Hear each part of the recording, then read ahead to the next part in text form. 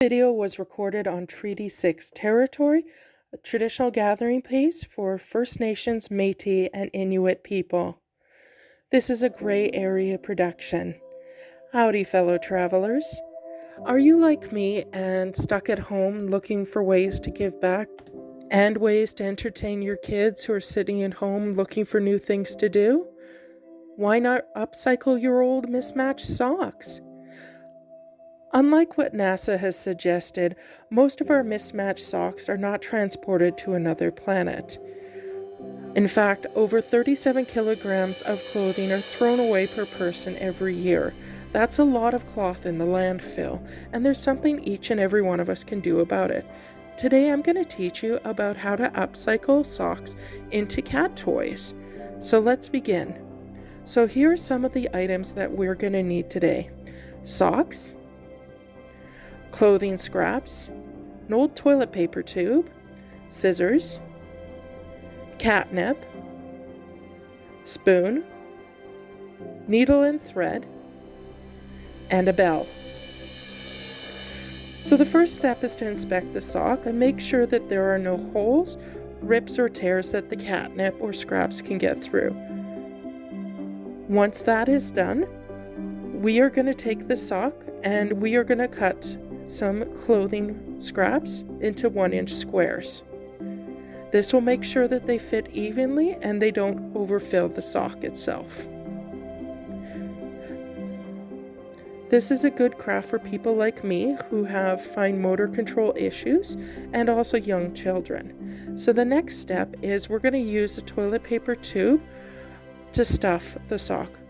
We're going to insert the tube into the sock, and then we're going to roll the sock up. This is something, like I said, anyone of any age can do. Next thing is we're going to be using these scraps and stuffing them in. Here I've got a mix of old cotton t-shirts, jeans, and I believe an old nightshirt of my daughter's. After that's packed, the next step is to put in some catnip.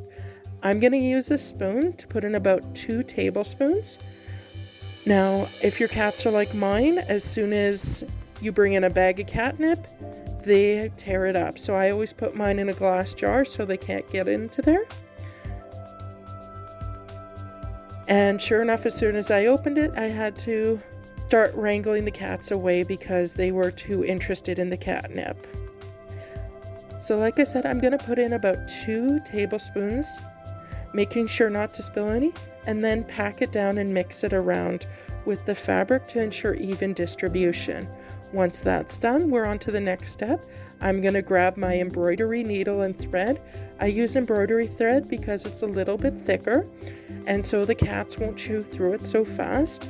I also use an embroidery needle because it's got a blunted tip, so again, I don't have to worry about stabbing myself with it. You're going to fold over the sock and you're going to do a simple stitch back and forth from one end of the sock to the other and then back again. Here, I'm just going to show you a quick section of this. Otherwise, with my tremor, we might be here all evening. Next, after that's done, we're going to insert a lock stitch.